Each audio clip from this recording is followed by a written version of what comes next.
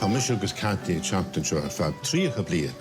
Ach tosa agus Genevieve seo an céad seachtain ar an Mooney School agus tá sé go híontach.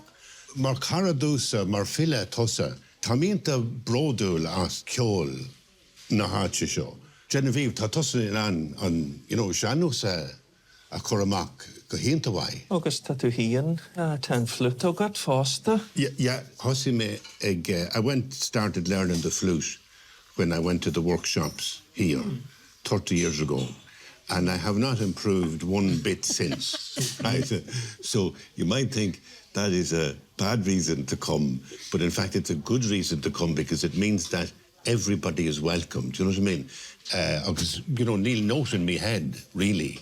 But it's féidir leat íonta tainne bhó winseas. Agus an bliain se caite fuair mé concertina mar brontanas a bhain céile. Agus dúirt Charlie McGettigan dúsa, that's a bad idea. We're trying to play a concertina. I sold a banjo. Another time a person gave me a present of a banjo. To Chantal. And I sold it to a musician from France. I don't know how she got on, but I hope she got on better than I did.